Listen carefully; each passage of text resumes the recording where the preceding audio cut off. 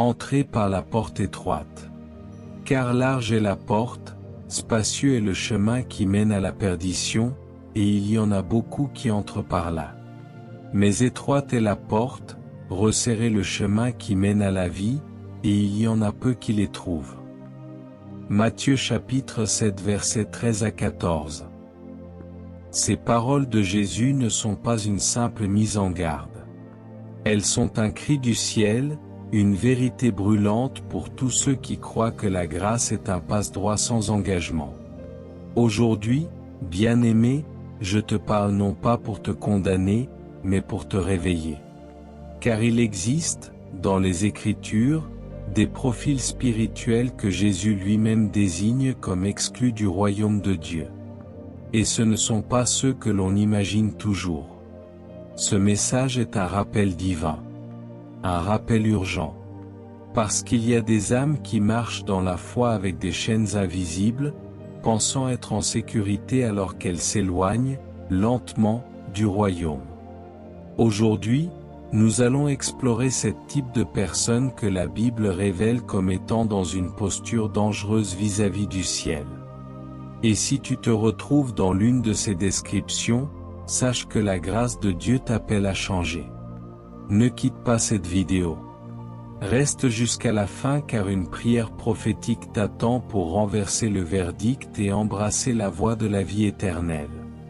Si tu ressens que ce message est pour toi, like cette vidéo, abonne-toi à cette chaîne Leader Adja, et partage-la à quelqu'un que tu aimes. Ce message pourrait être la lumière dont il a besoin. Commente cette phrase avec foi, Seigneur, ne me laisse pas m'égarer loin de toi. Maintenant, ouvrons les Écritures, et découvrons ensemble ce que le Saint-Esprit veut révéler. Lorsque Jésus enseignait sur le royaume, il ne parlait pas seulement en paraboles, mais aussi en avertissement. Il a souvent confronté les religieux, les hypocrites, les orgueilleux, les tièdes, les injustes, et ceux qui prétendaient connaître Dieu sans le servir vraiment. L'apôtre Paul, dans Galates chapitre 5 versets 19 à 21, liste clairement les œuvres de la chair, ceux qui commettent de telles choses n'hériteront point du royaume de Dieu. Il ne s'agit pas d'un jugement hâtif, mais d'une réalité spirituelle que Dieu veut que nous comprenions. L'enfer n'est pas peuplé par des monstres, mais par des gens qui ont choisi de rejeter la vérité, parfois avec le sourire, parfois avec ignorance, parfois même avec zèle religieux, mais sans transformation de cœur. Dans Matthieu chapitre 7 verset 21, Jésus dit, « Ceux qui me disent, Seigneur, Seigneur, n'entreront pas tous dans le royaume des cieux, mais seulement celui qui fait la volonté de mon Père. » Ce verset brise les illusions. Il ne suffit pas d'être croyant de nom, il faut être disciple dans la vie. L'un des plus grands pièges de cette génération, c'est de croire que le paradis est garanti à tous, sans repentance, sans sanctification, sans obéissance. Mais Dieu est saint. Et sa justice est parfaite. Dans ce message, nous allons déchirer le voile des illusions. Nous allons dévoiler 3 catégories de personnes, selon la parole, qui risquent de se retrouver hors du royaume si elles ne changent pas de voie. Pas pour les condamner, mais pour les ramener à la lumière. Car il n'est jamais trop tard pour revenir sur le chemin étroit. Avant d'entrer dans la révélation précise de ces 3 types de personnes, il est essentiel d'examiner les fondements spirituels qui les définissent. Ce que nous allons explorer ne repose pas sur des opinions humaines, mais sur la vérité éternelle des Écritures. Chaque type que nous allons dévoiler est une invitation à se repentir, à s'humilier, et à revenir à la volonté parfaite de Dieu. Car le Seigneur ne désire pas que quelqu'un périsse, mais que tous parviennent à la vie éternelle. Le premier type de personne que les Écritures identifient comme étant en grand danger de ne jamais entrer dans le royaume de Dieu, c'est celui qui connaît la vérité mais qui refuse de l'appliquer. Ce n'est pas l'ignorant que Jésus interpelle ici, mais le croyant averti. Dans Luc chapitre 12 verset 47, Jésus dit, « Le serviteur qui a connu la volonté de son maître, et qui n'a rien préparé, et n'a pas agi selon sa volonté, sera battu d'un grand nombre de coups. » Ce verset est solennel. Il nous révèle que la connaissance sans obéissance est un piège fatal. L'homme ou la femme qui entend les prédications, lit la Bible, connaît les commandements, mais ne les met jamais en pratique, se condamne lui-même par sa passivité spirituelle. Car le savoir ne sauve pas, c'est l'obéissance qui produit la sanctification. Beaucoup dans l'Église actuelle sont dans cette posture. Ils applaudissent les messages, mais ne changent pas de comportement. Ils disent « Amen » dans l'assemblée, mais vivent dans le compromis à la maison. Jésus a dit « Pourquoi m'appelez-vous Seigneur, Seigneur? Et ne faites-vous pas ce que je dis ?» Luc chapitre 6 verset 46. Ce n'est pas le nombre de versets que tu connais qui t'ouvrira le ciel, mais l'intégrité avec laquelle tu vis selon ces versets. L'homme qui entend et n'obéit pas est comparé à une maison bâtie sur le sable. Elle tombera, et sa ruine sera grande. Bien-aimé, si tu sais ce que Dieu attend de toi, mais que tu refuses de te soumettre à sa volonté, tu n'es pas juste en danger spirituel, tu marches déjà sur le bord du précipice. Ce n'est pas ton église, ton pasteur ou ta famille qui te sauveront, c'est ton obéissance personnelle à la vérité. Ne sois pas de ceux qui regardent dans le miroir de la parole, voient leur visage spirituel et s'en vont sans rien changer. La grâce de Dieu est là pour t'aider, mais elle ne forcera jamais ta volonté. Elle t'éclaire, mais c'est à toi de marcher dans cette lumière. Le deuxième type de personne qui risque de ne jamais entrer dans le royaume de Dieu, c'est celui qui vit dans le pardon reçu mais refuse de pardonner à son tour. C'est l'âme qui prie, qui loue, qui proclame l'amour de Dieu, mais qui garde dans son cœur des prisons de rancune, de haine, de non-pardon. Jésus a été catégorique à ce sujet, dans Matthieu chapitre 6 versets 14 à 15, « Si vous pardonnez aux hommes leurs offenses, votre Père céleste vous pardonnera aussi. Mais si vous ne pardonnez pas aux hommes, votre Père ne vous pardonnera pas non plus vos offenses. » Il n'y a pas d'ambiguïté. Le pardon que tu reçois est conditionné au pardon que tu donnes. Il est tragique de voir tant de croyants prêcher la miséricorde mais vivre dans le ressentiment. Ils se disent remplis de l'esprit, mais leur cœur est rempli de colère contre un frère, une sœur, un parent, un ancien ami, un pasteur. Bien-aimé, tu ne peux pas être sauvé par un amour que tu refuses de refléter. Le royaume est un lieu d'amour parfait, de réconciliation éternelle. Comment y entrerais-tu si ton cœur est une citadelle de rancune? Jésus a raconté une parabole puissante dans Matthieu chapitre 18 versets 23 à 35. Un serviteur, endetté envers son maître, reçoit un pardon total. Mais à peine sorti, il trouve un compagnon qui lui doit une somme bien moindre. Il le saisit à la gorge, le fait emprisonner et refuse de lui pardonner. Quand le maître l'apprend, il se met en colère et le livre au bourreau.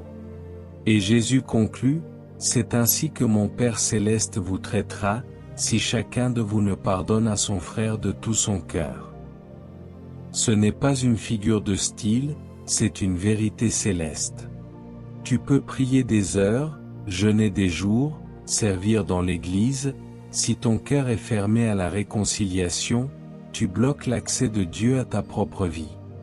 Le paradis est un lieu de communion, et ceux qui refusent la paix sur terre ne peuvent prétendre à la gloire éternelle. Pardonner ne signifie pas oublier, ni minimiser le mal, mais choisir de libérer l'autre et de te libérer toi-même. Tant que tu tiens quelqu'un enchaîné dans ton cœur, c'est ton propre cœur qui est enchaîné.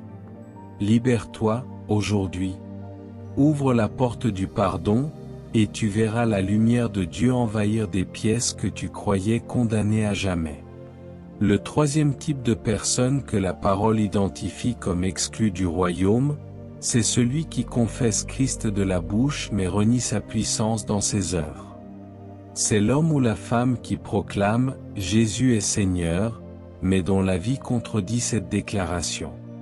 Dans Tite chapitre 1 verset 16, il est écrit « Ils font profession de connaître Dieu, mais ils le renient par leurs œuvres, étant abominables, rebelles et incapables d'aucune bonne œuvre. » Cette parole est tranchante.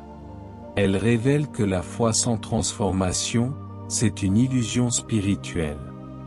Il ne s'agit pas ici de faiblesse humaine, mais d'un style de vie où la bouche honore Dieu, mais le cœur, les pensées et les actes vivent en contradiction flagrante avec l'Évangile. C'est l'hypocrisie spirituelle. Jésus en a parlé sans détour dans Matthieu chapitre 15 verset 8, « Ce peuple m'honore des lèvres, mais son cœur est éloigné de moi. » Ce genre de personne est dangereusement proche, mais intérieurement très loin.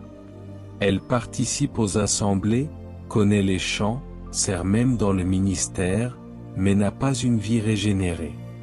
L'apôtre Paul décrit cette catégorie dans 2 Timothée chapitre 3 verset 5, ayant l'apparence de la piété, mais reniant ce qui en fait la force. Éloigne-toi de ces gens-là. Ce verset ne parle pas de païens, mais de religieux, d'apparence, de ceux qui veulent les bénédictions du royaume sans la croix de la sanctification. Ils veulent la couronne sans le renoncement, la grâce sans la repentance, l'autorité sans l'obéissance. Bien-aimé, Dieu n'est pas impressionné par les mots. Il regarde le cœur. Il évalue ta fidélité non à travers tes promesses, mais à travers tes choix. Tu peux parler de Jésus toute ta vie, si tu refuses de marcher comme lui, tu le renies silencieusement. La vraie puissance de l'Évangile, c'est la transformation. Ce n'est pas un vêtement de dimanche, c'est une vie entière soumise à la Seigneurie de Christ. C'est ce qui distingue les enfants du royaume de ceux qui jouent à l'Église. Ceux qui confesseront Christ devant les hommes mais qui ne le vivent pas seront surpris, car Jésus dira « Je ne vous ai jamais connu ». Matthieu chapitre 7 verset 23. Que cette parole ne soit jamais prononcée sur ta vie. Que ton cœur soit aligné avec ta bouche. Que ta vie prêche l'Évangile, même quand tu ne parles pas.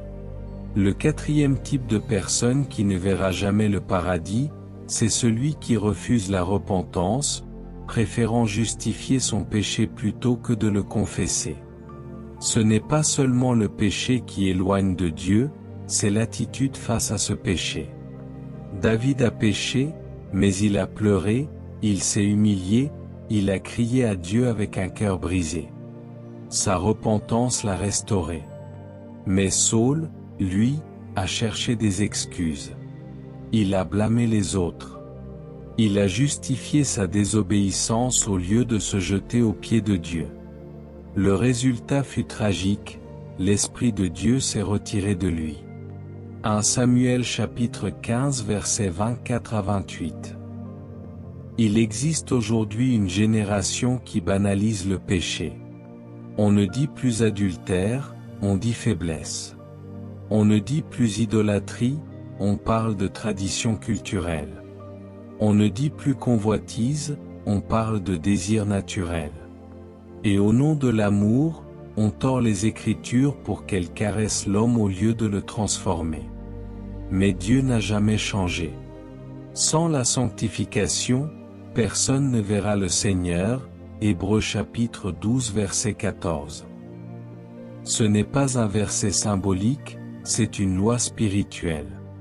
Ceux qui ne veulent pas reconnaître leurs fautes, qui se justifient en accusant le monde, l'Église, leur passé, leur nature, leur culture, ferment même la porte du royaume.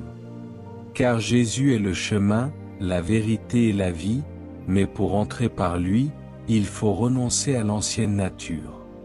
Celui qui n'avoue pas sa faute, qui refuse de demander pardon, qui rejette l'appel du Saint-Esprit à la repentance, montre par là qu'il ne veut pas du ciel, mais d'un Dieu à son image, qui accepte tout, même le mal. Dans Apocalypse chapitre 21 verset 8, il est dit que les lâches, les incrédules, les abominables, les meurtriers, les impudiques, les enchanteurs, les idolâtres et tous les menteurs auront leur part dans l'étang de feu. Remarque bien, ce ne sont pas seulement ceux qui tuent ou qui blasphèment, mais ceux qui refusent la vérité et persistent dans leur faute.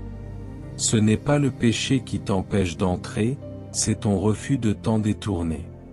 Bien-aimé, si le Saint-Esprit te convainc aujourd'hui, ne ferme pas ton cœur.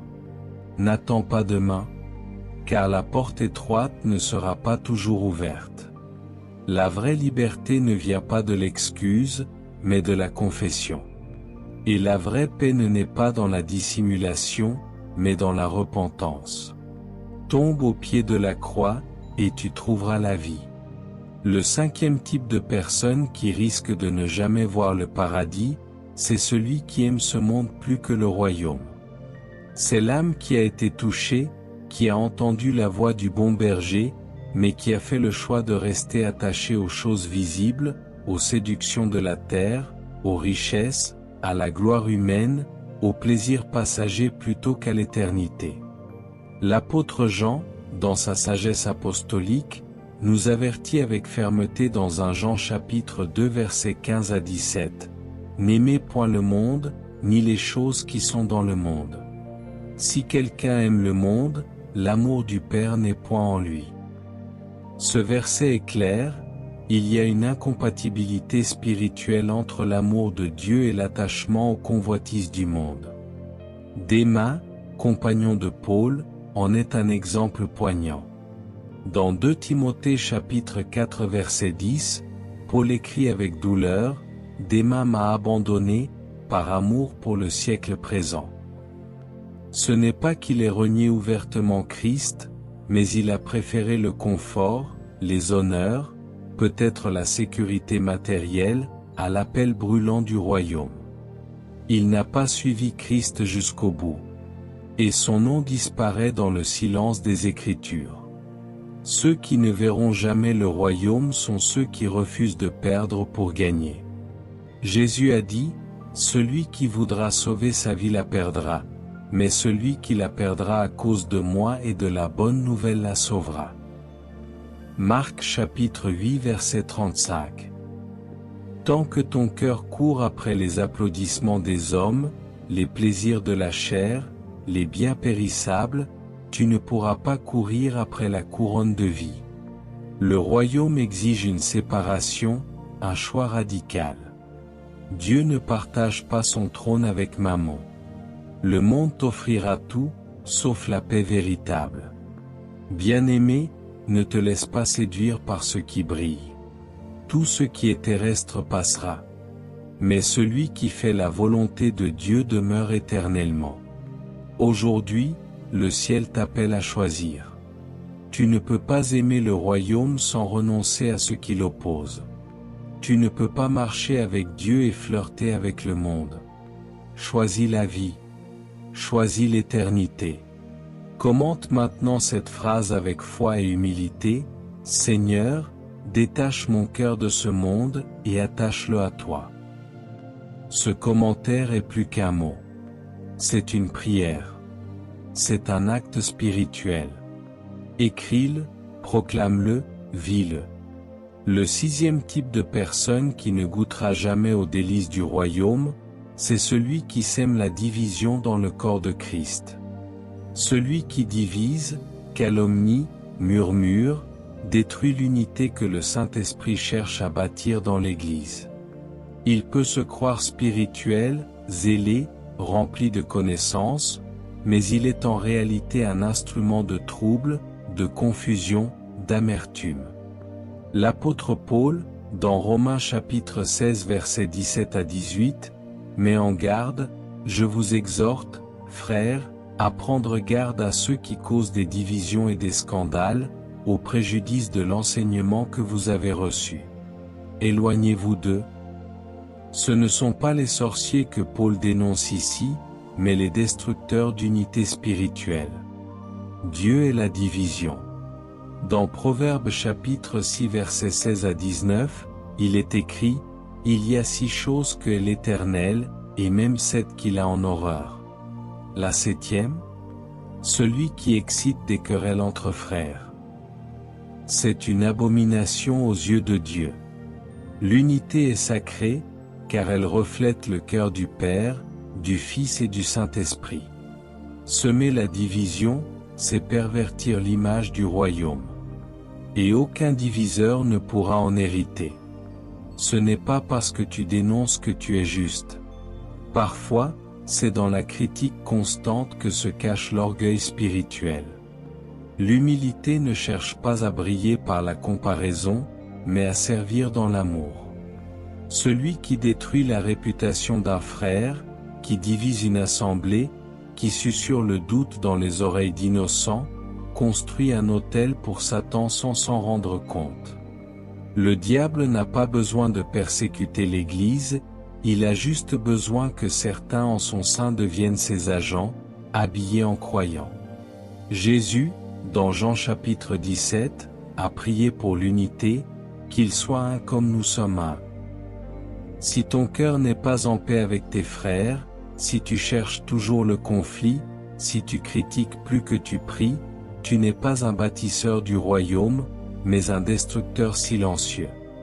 Et aucune pierre de division ne trouvera sa place dans la Jérusalem céleste. Bien-aimé, si tu as causé des blessures, demande pardon. Si tu as été source de troubles, repens-toi. L'amour couvre une multitude de fautes, mais la division en crée 1000 autres. Que ta bouche soit une source de vie, et non un feu de destruction. Car l'unité est la porte du réveil, et Dieu ne confiera jamais sa gloire à une maison divisée. Le 7e type de personne qui ne goûtera jamais au royaume, c'est celui qui persévère dans la tiédeur spirituelle, sans jamais choisir entre Dieu et le monde.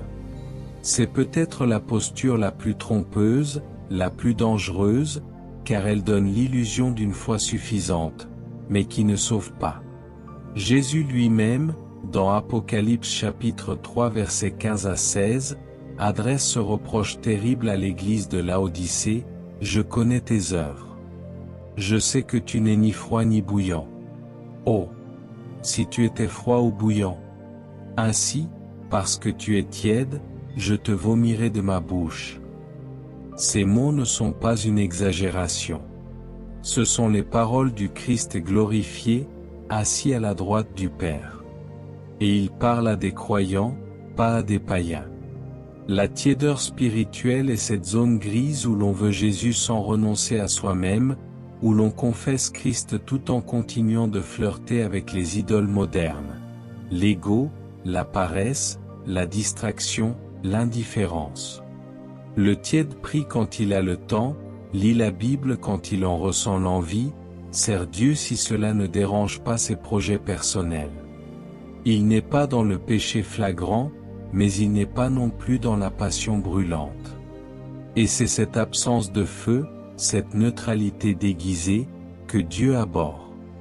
Le tiède croit être en sécurité, car il fréquente l'Église.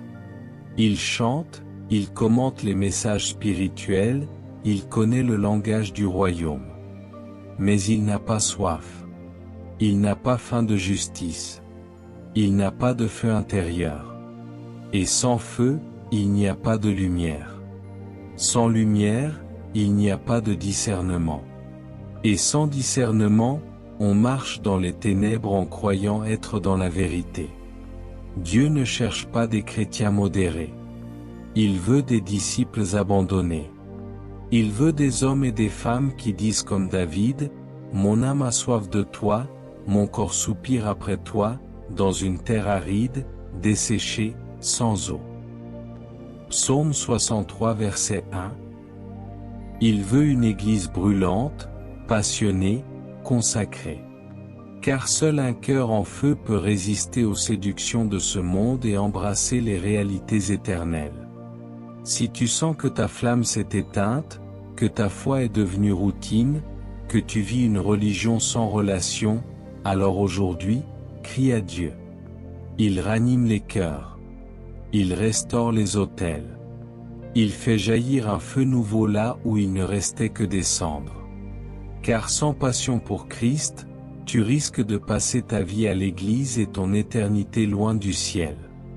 Nous venons de découvrir ce type de comportement qui éloigne du royaume. Mais la parole de Dieu ne s'arrête pas aux avertissements. Elle révèle aussi des vérités profondes, souvent ignorées, qui permettent de comprendre le cœur de Dieu et d'entrer pleinement dans ses desseins. Ce que nous allons maintenant explorer, ce sont cette vérité cachée des Écritures, des clés spirituelles puissantes, qui révèlent pourquoi certains seront exclus du paradis, et comment s'en détourner pour retrouver le chemin de la vie. La première vérité cachée que nous devons absolument comprendre, c'est que le royaume de Dieu est une récompense pour les cœurs transformés, pas pour les comportements maquillés. Trop souvent, nous croyons que Dieu regarde ce que nous montrons aux autres. Mais le royaume n'est pas accordé à ceux qui ont une belle apparence extérieure, une réputation de sainteté, ou une image irréprochable dans l'assemblée. Le royaume appartient à ceux dont le cœur a été brisé, humilié, purifié, et transformé de l'intérieur. Dans Matthieu chapitre 5 verset 8, Jésus déclare, « Heureux ceux qui ont le cœur pur, car ils verront Dieu. » Remarque bien, il ne dit pas ceux qui prient beaucoup, ni ceux qui servent avec zèle, mais ceux dont le cœur est pur. Cela signifie que Dieu sonde les intentions, les motivations, les secrets cachés dans l'âme. L'homme peut impressionner une église, mais il ne trompera jamais le ciel.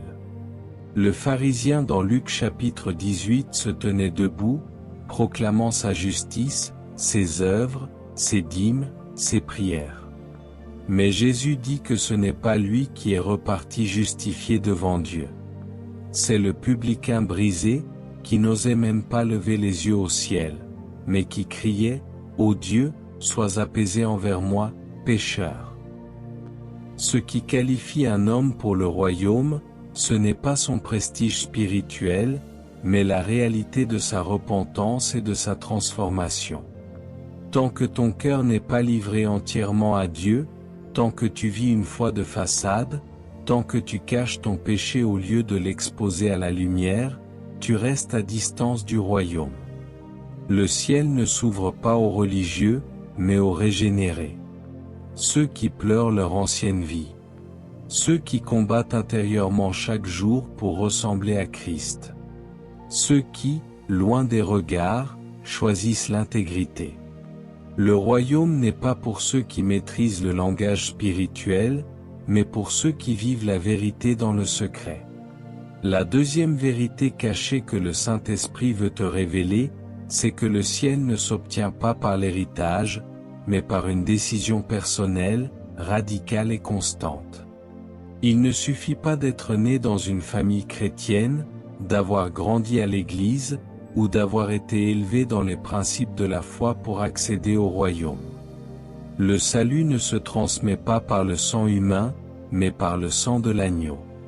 Tu peux marcher pendant 20 ans aux côtés de croyants, si tu ne prends pas personnellement la décision de mourir à toi-même, tu restes étranger au royaume. Dans Jean chapitre 1 verset 12 à 13, il est écrit, « Mais à tous ceux qui l'ont reçu, à ceux qui croient en son nom, elle a donné le pouvoir de devenir enfants de Dieu, lesquels sont nés, non du sang, ni de la volonté de la chair, ni de la volonté de l'homme, mais de Dieu. » Ce passage est puissant. Il brise toutes les illusions d'un salut collectif ou automatique. Le royaume s'adresse à ceux qui choisissent librement de recevoir la vie divine en eux, et qui marchent dans cette nouvelle nature. Tu peux être le fils d'un pasteur, la fille d'une prophétesse, avoir été consacré depuis l'enfance, avoir chanté dans les chorales, mémorisé les Écritures, mais si tu n'as pas pris toi-même la croix, si tu n'as pas rompu avec le monde pour suivre Jésus, tu n'es pas né de l'Esprit. Et nul ne peut entrer dans le royaume s'il n'est né de nouveau. Jean chapitre 3 verset 5. Beaucoup confondent proximité religieuse et appartenance spirituelle. Ils pensent que le ciel est une continuité naturelle de leur environnement familial ou communautaire. Mais Dieu ne sauve pas les foules, il sauve les cœurs. Chaque âme doit comparaître seule devant le trône. Chaque décision prise sur cette terre résonne dans l'éternité. Et chaque silence spirituel est une réponse. Ne rien choisir, c'est déjà choisir l'éloignement. Bien-aimé, tu dois naître de nouveau. Tu dois renoncer à ta propre justice, à tes propres ambitions, à ta volonté rebelle, et embrasser le chemin étroit. Tu ne peux pas t'appuyer sur les choix des autres. Tu dois, toi-même, dire oui à Christ. Un oui total, sans retour, sans condition.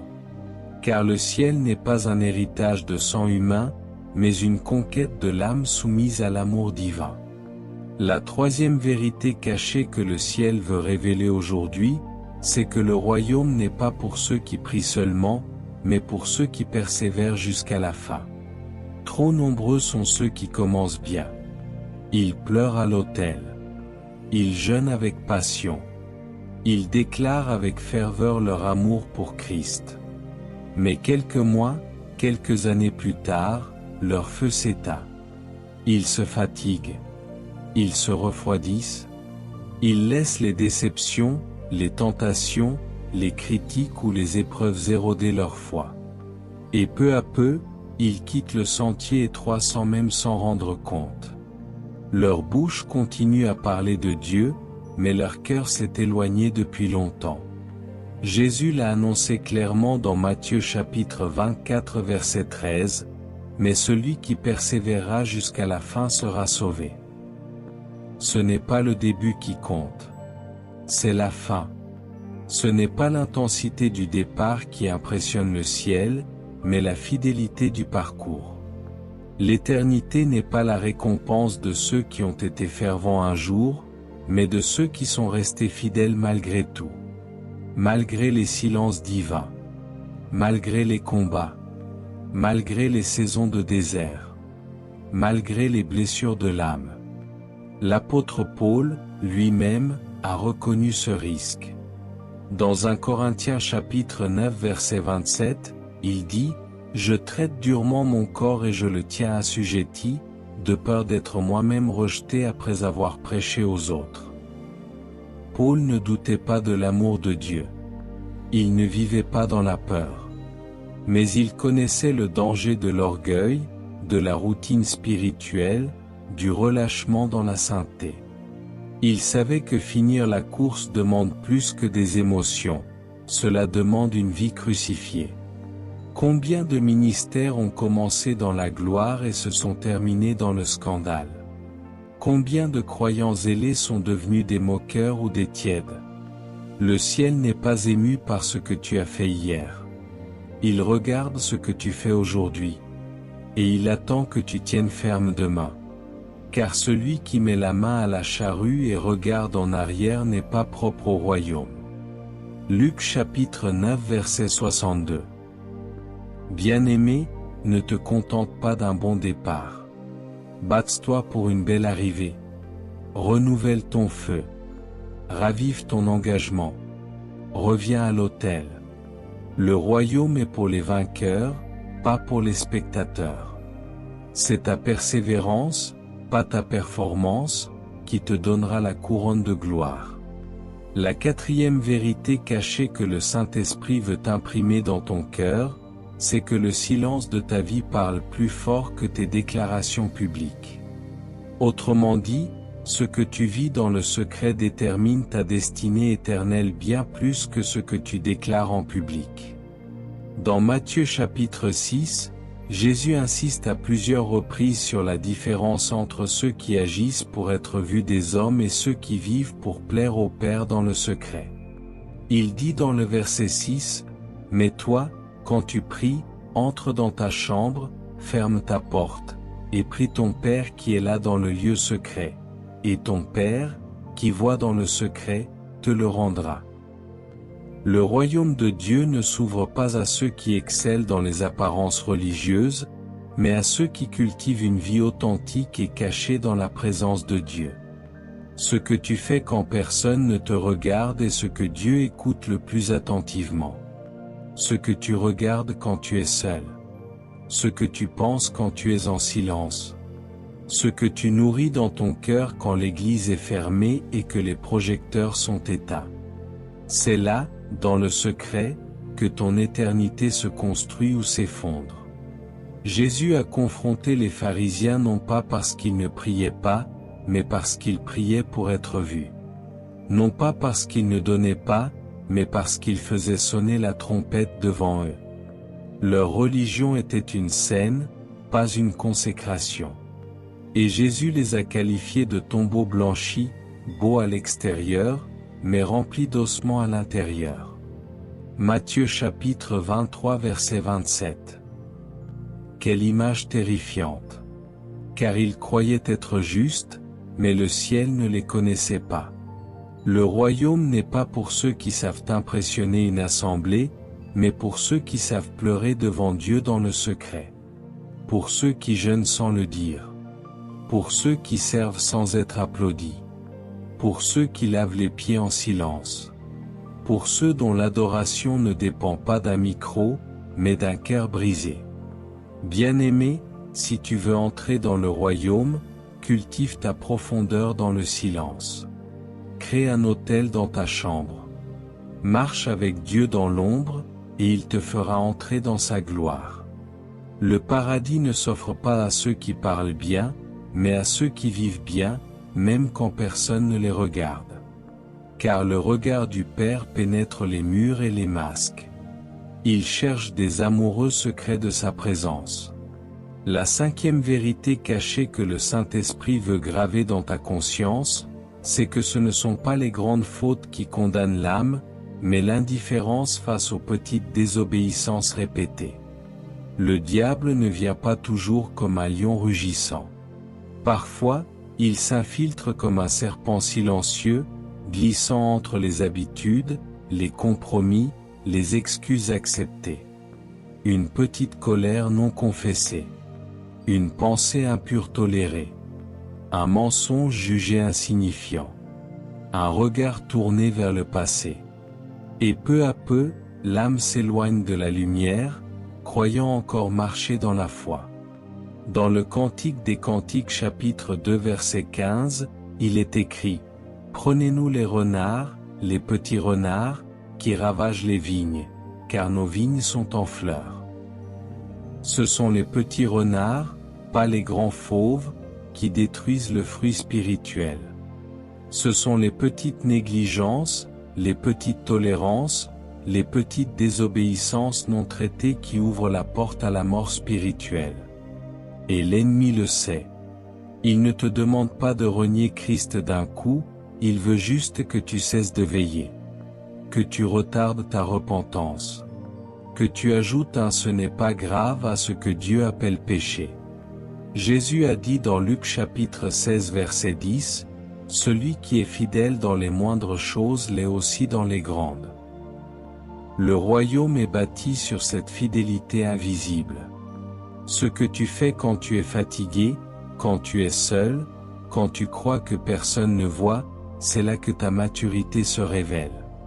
Et le danger, c'est que l'âme tiède commence à s'habituer au compromis, à vivre dans la zone grise, entre la lumière et l'ombre, sans même se rendre compte qu'elle dérive. Tu ne tomberas pas d'un coup. Tu dériveras lentement. Jusqu'à ce qu'un jour, tu ne reconnaisses plus la voix du bon berger. Jusqu'à ce que ta conscience soit endormie. Jusqu'à ce que tu appelles normal ce que le ciel juge inacceptable. Et c'est là que le danger est le plus grand. Pas dans le tumulte, mais dans la routine spirituelle sans vigilance. Bien-aimé, Dieu t'appelle à la fidélité dans les petites choses. À dire non au péché dès son apparition. à fuir l'ombre dès qu'elle approche. Car une fissure tolérée devient un abîme si elle n'est pas scellée. Si ce message parle à ton cœur, partage cette vidéo à quelqu'un que tu aimes. Car peut-être que son âme est en train de dériver lentement, sans bruit. Et Dieu veut l'arrêter aujourd'hui. La sixième vérité cachée que le ciel veut te révéler, c'est que le jugement de Dieu commencera par sa propre maison, pas par le monde. Trop de croyants vivent avec une fausse sécurité, pensant que le salut est garanti par leur appartenance à une église ou par une ancienne expérience spirituelle. Mais l'Écriture est formelle, Dieu ne commence pas par juger les ténèbres, mais par purifier la lumière. Dans 1 Pierre chapitre 4 verset 17, il est écrit, « Car c'est le moment où le jugement va commencer par la maison de Dieu. » Or, si c'est par nous qu'il commence, quelle sera la fin de ceux qui n'obéissent pas à l'évangile de Dieu? Cela signifie que ceux qui ont reçu la lumière seront jugés selon cette lumière. Ceux qui ont eu accès à la vérité devront rendre compte de ce qu'ils en ont fait. Dieu ne mesure pas tous les hommes avec la même balance. Il juge selon la révélation reçue. Et si tu as entendu l'Évangile, si tu as connu sa présence, si tu as goûté à la parole vivante, alors tu as une responsabilité spirituelle immense devant le ciel. Le danger aujourd'hui, c'est que beaucoup pensent que seuls les païens seront écartés du royaume. Mais Jésus a dit dans Matthieu chapitre 7 versets 21 à 23, « Plusieurs me diront en ce jour-là, « Seigneur, Seigneur, n'avons-nous pas prophétisé par ton nom? » Alors je leur dirai ouvertement, « Je ne vous ai jamais connu, retirez-vous de moi, vous qui commettez l'iniquité. » Ce ne sont pas des incroyants qui parlent ici, mais des croyants actifs. Des gens engagés. Mais leur cœur était ailleurs. Leurs œuvres étaient sans obéissance. Leur ministère sans relation véritable. Le royaume est ça. Il n'accueillera pas les religieux, mais les intègres. Pas ceux qui ont impressionné les hommes, mais ceux qui ont été fidèles devant Dieu. Ce n'est pas ton titre, ton uniforme, ta fonction, ton ancienneté qui te justifie devant le trône. C'est ton obéissance, ta crainte de Dieu, ton cœur purifié, ta vie cachée en Christ. Ceux qui refusent d'être transformés par la vérité qu'ils entendent seront jugés selon cette même vérité. Et ce jugement ne sera pas selon les apparences, mais selon la vérité nue du cœur. Bien-aimé, ne te repose pas sur ton passé spirituel. Reviens chaque jour à l'autel. Reviens à la repentance. Reviens à l'humilité. Car le royaume ne sera pas ouvert à ceux qui ont crié « Seigneur », mais à ceux qui ont fait la volonté du Père, même dans le secret. La septième vérité cachée que l'Esprit de Dieu veut sceller dans ton âme, c'est que le ciel n'est pas pour ceux qui espèrent simplement y entrer, mais pour ceux qui vivent déjà comme des citoyens du royaume sur la terre. Le royaume n'est pas une destination future seulement, c'est une réalité présente que nous sommes appelés à manifester ici et maintenant. L'apôtre Paul l'affirme avec puissance dans Philippiens chapitre 3 verset 20, « Mais notre cité à nous est dans les cieux, d'où nous attendons aussi comme Sauveur le Seigneur Jésus-Christ. » Cela signifie que notre manière de vivre ici doit déjà refléter la nature céleste à laquelle nous appartenons. Ce n'est pas à ta mort que tu deviens digne du ciel. C'est dans ta vie, chaque jour, par ton choix de vivre selon les valeurs du royaume. Tu ne peux pas vivre comme un citoyen de ce monde et espérer hériter de la cité de Dieu. Le ciel n'est pas une récompense automatique, c'est l'héritage de ceux qui se sont laissés façonner par la culture du royaume. L'amour, la justice, la vérité, la miséricorde, la sainteté, la foi, le renoncement à soi, voilà les attributs des citoyens du ciel. Trop de croyants vivent en décalage avec l'identité qu'ils proclament. Ils attendent que la trompette sonne, que le Seigneur revienne, mais ils refusent de ressembler à Christ dans le quotidien. Ils rêvent d'un ciel de paix, mais sèment la division. Ils espèrent une éternité dans la lumière, mais marchent dans l'ombre des compromis. Ils chantent le ciel, mais vivent comme s'il n'existait pas. Ce que tu es maintenant révèle ce que tu vivras dans l'éternité. Ta destinée n'est pas dans le futur. Elle commence dans ton présent. Dans Colossiens chapitre 3 versets 1 à 2, Paul exhorte: « Si donc vous êtes ressuscités avec Christ, cherchez les choses d'en haut, affectionnez-vous aux choses d'en haut, et non à celles qui sont sur la terre. » Cela veut dire, pense, parle, aime, agis comme un fils du ciel, non comme un citoyen de la terre. C'est cette culture céleste vécue sur la terre qui t'ouvrira la porte du royaume. Bien-aimé, il est temps de vivre comme tu veux mourir. Il est temps de marcher chaque jour avec l'éternité dans le cœur.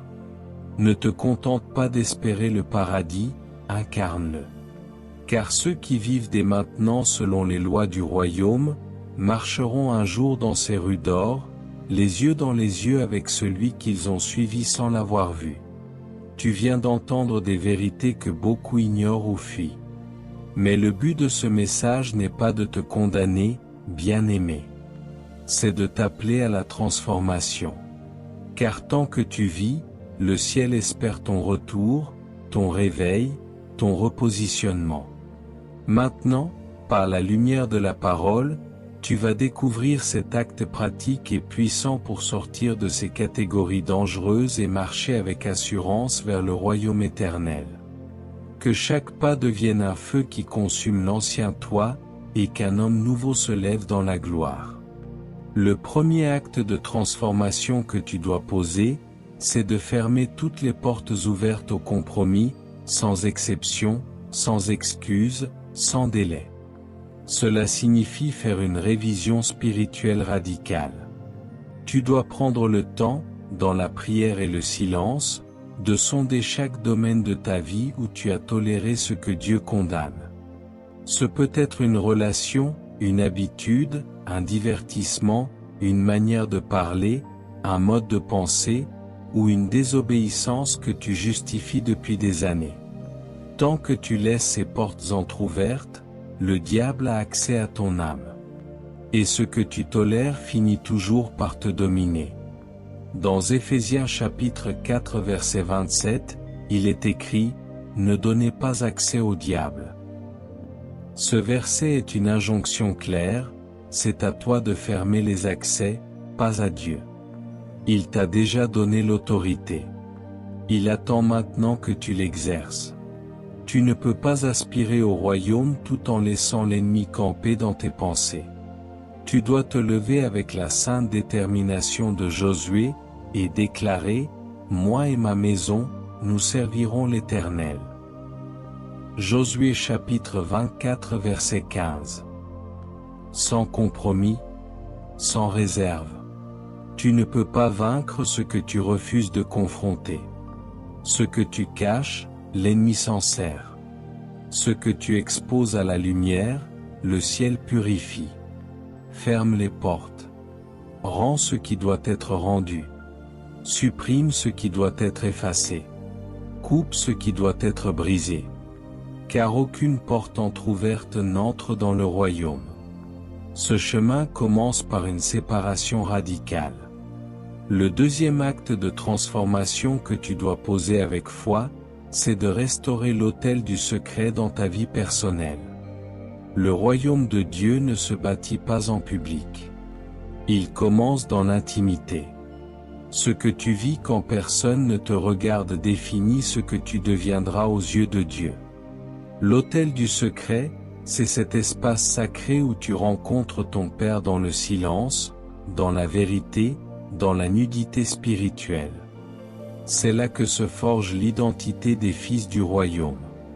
Jésus lui-même, dans Matthieu chapitre 6 verset 6, t'invite à entrer dans ta chambre, à fermer la porte, et à parler à ton Père qui est là, dans le secret.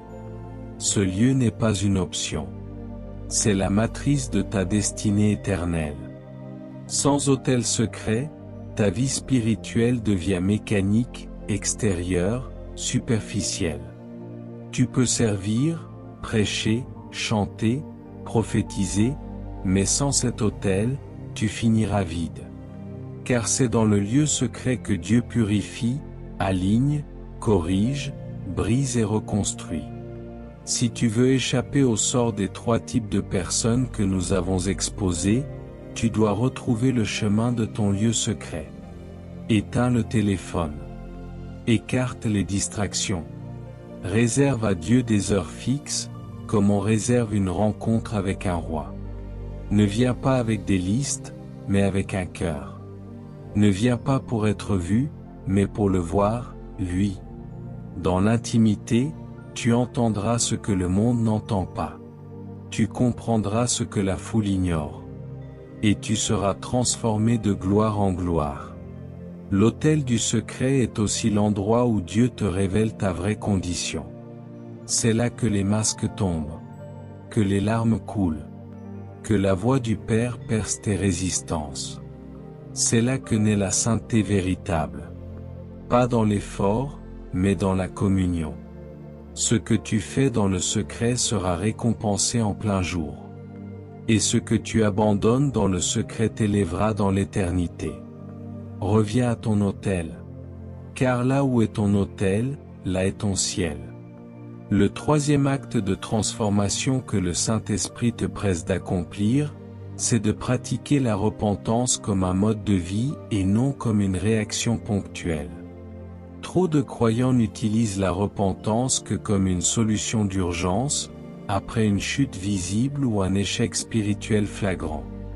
Mais dans le royaume, la repentance n'est pas un refuge temporaire, c'est une posture permanente.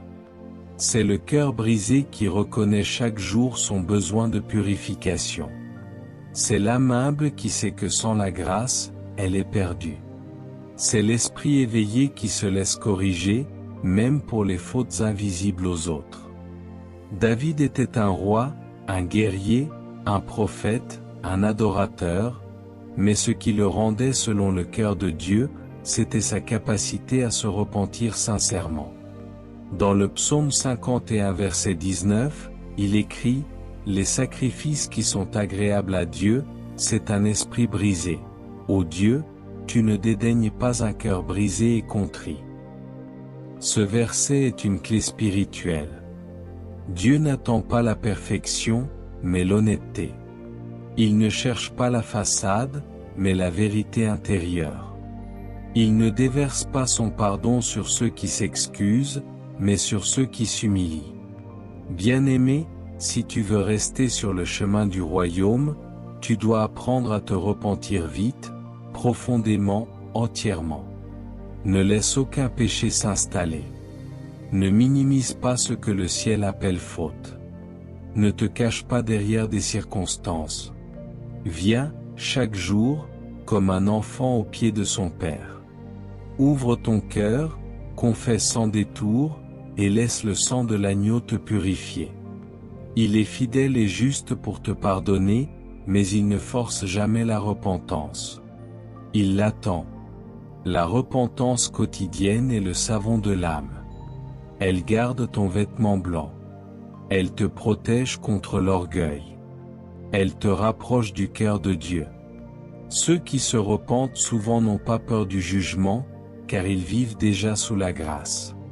Ne marche pas avec des fautes non confessées. Dépose-les à la croix, encore et encore. Car le royaume est pour ceux qui restent purifiés, non pour ceux qui se croient justes. Le 4e acte de transformation que le ciel te commande d'accomplir, c'est de te réconcilier avec chaque personne que tu gardes encore dans la prison de ton cœur. Car tu ne peux pas prétendre entrer dans un royaume de paix éternelle si tu refuses de faire la paix ici-bas. Jésus a été clair dans Matthieu chapitre 5 versets 23 à 24. Si donc tu présentes ton offrande à l'autel, et que là tu te souviennes que ton frère a quelque chose contre toi, laisse ton offrande là devant l'autel, et va d'abord te réconcilier avec ton frère. Puis, viens présenter ton offrande. Avant même l'offrande, Dieu regarde la réconciliation. Avant l'adoration, il regarde le pardon. Bien-aimé, tu ne peux pas bâtir ta foi sur la colère, la rancune ou le mépris. Le ciel est un lieu sans ressentiment. Aucun cœur rempli de haine ne passera la porte étroite. Tu dis peut-être, mais je n'ai rien fait, c'est lui qui m'a blessé. Peu importe. C'est toi que Dieu interpelle aujourd'hui. Car ce n'est pas la faute des autres qui te condamne, c'est ton refus de pardonner. Le royaume est pour les artisans de paix, pas pour les gardiens de conflit. Jésus a dit, « Heureux ceux qui procurent la paix, car ils seront appelés fils de Dieu. » Matthieu chapitre 5 verset 9. Peut-être que tu as été trahi, humilié, abandonné. Peut-être que tu as toutes les raisons humaines de rester blessé. Mais le ciel t'appelle à plus. Le pardon n'efface pas le passé, mais il libère ton avenir. Il ne change pas ce que tu as vécu, mais il change ce que tu deviendras. Tu n'as pas besoin d'attendre que l'autre s'excuse. Tu dois faire le premier pas. Pas pour eux. Pour toi. Pour ton ciel. Pour ton cœur. Va vers ton frère. Écris à ta sœur. Libère tes parents. Bénis tes ennemis. Et tu verras une onction nouvelle descendre sur ta vie. Car rien n'ouvre le ciel comme un cœur réconcilié. Et rien ne ferme les portes du royaume comme un cœur fermé. Le cinquième acte de transformation que tu dois accomplir avec zèle, c'est de faire de la volonté de Dieu ton seul et unique agenda de vie. Trop de croyants vivent encore pour leurs propres projets, leurs propres ambitions, leurs propres horaires, en espérant que Dieu bénira ce qu'ils ont décidé sans lui. Mais dans le royaume, ce n'est pas ta volonté qui est honorée, c'est celle du roi. Jésus lui-même, Fils éternel de Dieu, a dit dans Luc chapitre 22 verset 42, « Toutefois, que ma volonté ne se fasse pas, mais la tienne. » Et s'il lui a choisi l'obéissance totale, comment pourrions-nous nous permettre une foi partielle? Bien-aimé, il ne suffit pas de dire « Seigneur, Seigneur ». Il faut faire ce qu'il dit. Dans Matthieu chapitre 7 verset 21, Jésus est formel. Seuls ceux qui font la volonté du Père entreront dans le royaume. Cela signifie renoncer à ses plans quand ils ne sont pas alignés. Cela signifie dire non à ce qui flatte ton ego mais blesse l'esprit. Cela signifie marcher sur des chemins que tu ne comprends pas toujours, mais où sa main te guide.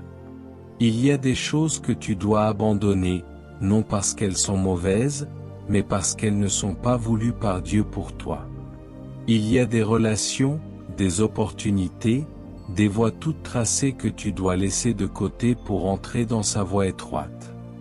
Le royaume n'est pas pour ceux qui cherchent à plaire aux hommes, mais pour ceux qui cherchent à plaire au roi, même si cela coûte tout.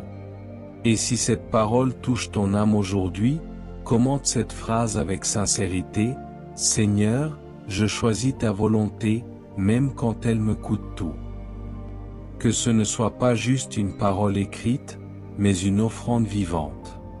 Car la vraie foi, ce n'est pas de demander à Dieu d'entrer dans ton plan, c'est de lui dire, « Voici ma vie, fais-en ce que tu veux. » Le sixième acte de transformation que le ciel attend de toi, c'est d'aimer la vérité au point de laisser Dieu te corriger, même quand cela te blesse.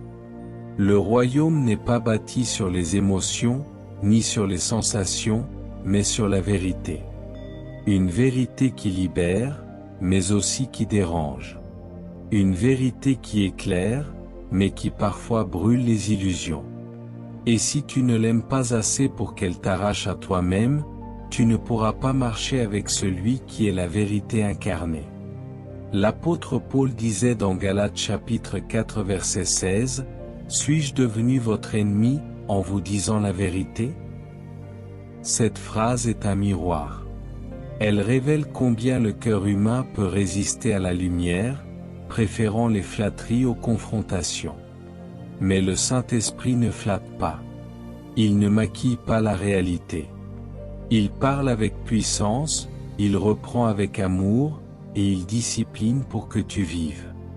Dans Hébreux chapitre 12 verset 6, il est écrit, « Le Seigneur châtie celui qu'il aime. » Il ne te corrige pas pour t'écraser, mais pour t'aligner avec le ciel. Tu dois apprendre à accueillir la vérité, même quand elle vient par une voie que tu n'apprécies pas. Même quand elle brise ton confort. Même quand elle remet en question tes choix, tes habitudes, tes certitudes. Le cœur orgueilleux rejette la vérité. Le cœur doux la reçoit et se laisse transformer. Ne sois pas de ceux qui choisissent des prédications qui les rassurent au lieu de celles qui les réveillent. Sois de ceux qui disent comme David, « Sonde-moi, ô Dieu, et connais mon cœur. » Psaume 139 verset 23. Aimer la vérité, c'est pleurer devant elle, c'est l'embrasser même quand elle tranche. C'est dire, « Seigneur, si je me trompe, corrige-moi. Si je suis aveugle, ouvre mes yeux. Si je suis rebelle, brise-moi et refais-moi selon ton image. » Car la vérité ne cherche pas à te blesser, elle cherche à te sauver. Et ceux qui aiment la vérité entreront dans la lumière, tandis que les autres resteront dehors. Le 7e acte de transformation que tu dois accomplir avec foi et tremblement, c'est de cultiver chaque jour la crainte révérentielle de Dieu comme le fondement de ta marche vers le royaume. Cette crainte n'est pas une peur paralysante, mais une conscience profonde de sa sainteté, de sa justice, de sa majesté. Elle te garde loin du péché, même quand personne ne regarde. Elle te pousse à obéir, même quand personne ne t'applaudit. Elle te fait trembler à l'idée d'attrister le cœur de celui que tu aimes. Dans Proverbes chapitre 1 verset 7, il est écrit, « La crainte de l'Éternel est le commencement de la sagesse. » Cela signifie que sans cette crainte, tu peux connaître les Écritures, chanter dans la chorale, servir dans l'Église, mais rester fou spirituellement. Car l'intelligence céleste commence là où ton âme s'incline.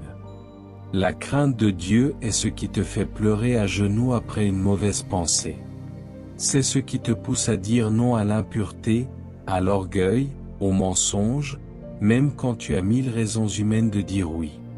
Les hommes craignent le regard des autres, mais les enfants du royaume craignent le regard du Père. Tu ne pourras jamais marcher sur le chemin étroit si ton cœur ne vibre pas d'un saint respect pour le trône. Ceux qui plaisantent avec le péché, qui manipulent la grâce, qui utilisent l'Évangile comme une couverture, manquent de cette crainte. Et sans elle, ils seront surpris le jour du jugement. Moïse a vu la gloire de Dieu parce qu'il a enlevé ses sandales. Josué a conquis le pays parce qu'il s'est prosterné face à l'ange du Seigneur. Jean, l'apôtre de l'amour, est tombé comme mort devant le Christ glorifié. Tous ceux qui ont touché le ciel ont commencé par fléchir les genoux. Bien-aimé, si tu veux être reconnu dans les cieux, cultive la crainte du roi. Marche avec respect. Parle avec retenue. Sers avec révérence. Aime avec pureté. Et ton nom brillera dans le livre de vie. Écoute maintenant, peuple choisi, car voici ce que dit l'Esprit du Seigneur en cette heure décisive. Le ciel se tient ouvert au-dessus de toi, et la voix du Père retentit avec solennité sur la terre. Mon enfant, reviens à moi. Tu t'es trop longtemps tenu entre deux chemins. Tu as goûté à ma présence, mais tu as flirté avec l'ombre. Tu as entendu ma voix, mais tu as souvent préféré le bruit du monde. Tu as commencé avec passion, mais la tiédeur a empoisonné ton feu. Aujourd'hui, je ne viens pas te juger, je viens te restaurer. Je ne viens pas te rejeter, je viens t'embrasser. Mais je ne ferai pas de compromis avec ta duplicité. Choisis. Choisis aujourd'hui la vie. Car voici ce que déclare le Seigneur, j'ai pesé ton cœur dans la balance du sanctuaire. J'ai vu les œuvres visibles, mais aussi les intentions invisibles. J'ai vu les larmes que tu caches, les combats que tu ne dis pas, les fautes que tu camoufles, les appels que tu repousses. Et je t'ai attendu. Ô combien je t'ai attendu! Jour après jour, ma miséricorde s'est étendue comme une couverture sur ton âme, espérant qu'un soupir sortirait de tes entrailles. Mais maintenant, l'heure est venue. L'heure de la séparation. L'heure de la décision. L'heure de l'alignement. Car je viens bientôt, dit le Seigneur. Et mon royaume n'est pas pour les joueurs, ni pour les tièdes, ni pour les orgueilleux, ni pour ceux qui aiment leur péché plus qu'ils ne m'aiment. Mon royaume est pour ceux qui pleurent, qui se brisent, qui abandonnent, qui se prosternent, qui persévèrent.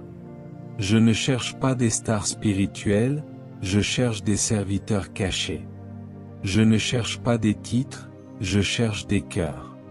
Je ne cherche pas des discours parfaits, je cherche des vies purifiées. Et voici, dit le Seigneur, si tu reviens à moi de tout ton cœur, je te restaurerai. Si tu fermes les portes du compromis, je les remplacerai par des portes d'onction. Si tu rouvres l'autel secret, j'y ferai descendre mon feu. Si tu choisis ma volonté au lieu de la tienne, je te conduirai sur des sentiers que l'homme ne connaît pas. Si tu t'humilies, je t'élèverai. Si tu pardonnes, je te délivrerai. Si tu m'aimes plus que le monde, je t'ouvrirai les trésors du royaume. Car je viens chercher une épouse sans tache ni ride. Une église qui ne m'applaudit pas seulement, mais qui me suit. Une génération qui ne m'invoque pas seulement, mais qui me représente. Je suis le roi de gloire, et je n'habiterai pas dans des temples profanés. Mais si tu me donnes tout, je te donnerai tout. Si tu m'offres ton cœur sans réserve, je t'emmènerai dans mes profondeurs. Si tu meurs à toi-même, je vivrai pleinement en toi. Voici le temps du réveil. Voici l'heure du cri. Voici le moment où je scelle ceux qui me craignent. Toi qui écoutes ces paroles, ne les laisse pas passer comme un vent. Car elles sont esprit et elles sont vie. Reçois cette prophétie comme une invitation royale. Reçois-la comme un cri d'amour. Reçois-la comme un appel du trône. Ne repousse pas ma voix. Car je t'aime, dit le Seigneur. Et je veux que tu sois avec moi, pour l'éternité. Bien-aimé, tu viens de traverser un message qui n'était pas une simple exhortation, mais un appel céleste.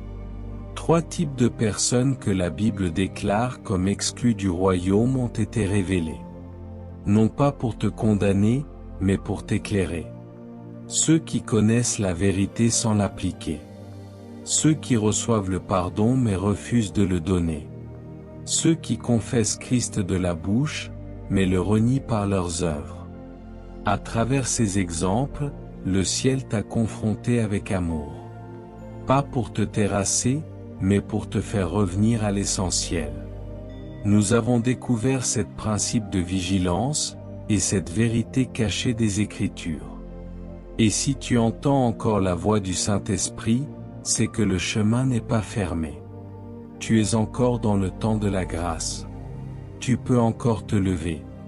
Tu peux encore changer. Tu peux encore dire oui. Alors lève les yeux. Reviens à l'autel.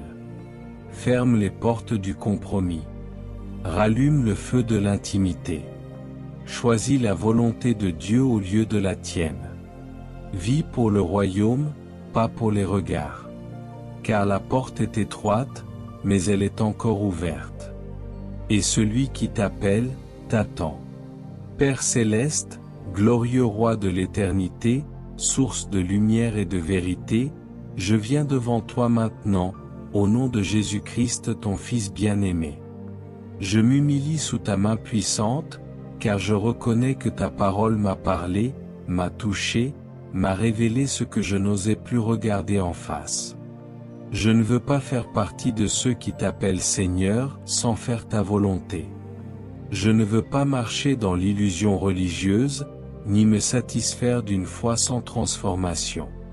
Seigneur, je t'ouvre mon cœur. J'ouvre les pièces cachées. J'expose les coins sombres. Je t'invite à venir avec ton feu, avec ta lumière, avec ta vérité. Sonde-moi, purifie-moi, transforme-moi. Brise en moi tout ce qui s'oppose à ton royaume. Déracine l'orgueil. Déracine la tiédeur.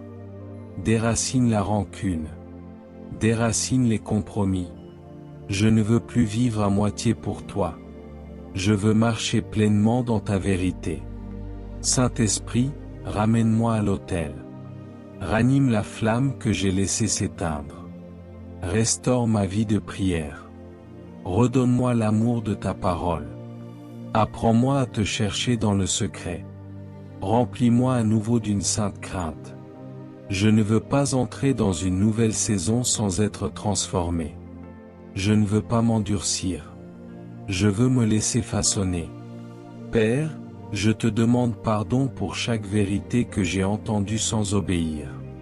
Pour chaque fois où j'ai justifié mon péché. Pour chaque fois où j'ai résisté à ton appel. Pour chaque instant où j'ai aimé ce monde plus que toi. Aie pitié de moi. Ne me rejette pas loin de ta face. Rends-moi la joie de ton salut. Et que ton esprit me soutienne, comme il a soutenu David, comme il a soutenu Pierre, comme il a restauré ceux qui sont tombés mais qui t'ont cherché à genoux. Seigneur Jésus, je t'invite à régner à nouveau sur le trône de mon cœur. Plus de demi-mesure. Plus d'ambiguïté. Plus de duplicité. Sois le centre, le maître, le roi. Que chaque battement de mon cœur proclame ton nom. Que chaque décision soit soumise à ta volonté. Que ma vie soit un autel vivant où ta gloire descend. Et Père, je te prie pour chaque personne qui a écouté ce message. Qu'aucune semence ne soit volée par l'ennemi. Qu'aucune parole ne soit étouffée par les ronces du monde. Qu'aucune conscience ne s'endorme à nouveau. Réveille-nous, Seigneur. Prépare ton Église. Sanctifie ton peuple. Envoie un vent de repentance, un feu de sainteté, une pluie de vérité. Que ton royaume vienne, que ta volonté soit faite sur la terre comme au ciel. Je te rends gloire, car tu ne te lasses pas de nous appeler. Tu continues d'aimer, même quand nous t'oublions. Tu continues de tendre la main, même quand nous fuyons. Tu continues de bâtir, même quand nous détruisons. Tu es fidèle. Et aujourd'hui, je te dis oui. Oui à ta voix. Oui à ton règne. Oui à ton royaume. Au nom puissant, glorieux, incomparable de Jésus-Christ, je prie. Amen. Nous aimerions vous donner l'opportunité de faire de Jésus le Seigneur de votre vie. Si vous voulez naître de nouveau, faites cette prière avec nous.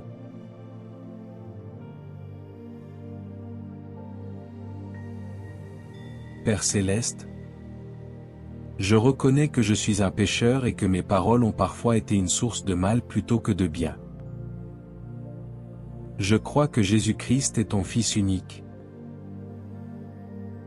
qu'il est mort sur la croix pour mes péchés et qu'il est ressuscité pour me donner une vie nouvelle. Je me repens de mes péchés et je te demande pardon. J'ouvre la porte de mon cœur et je t'invite, Jésus, à être mon Seigneur et mon Sauveur personnel. Je te donne ma vie, mes pensées et mes paroles. Afin que mes paroles soient des paroles de vie, d'amour, de foi et de sagesse. Qui honorent ton nom et bâtissent ton royaume. Au nom de Jésus, Amen.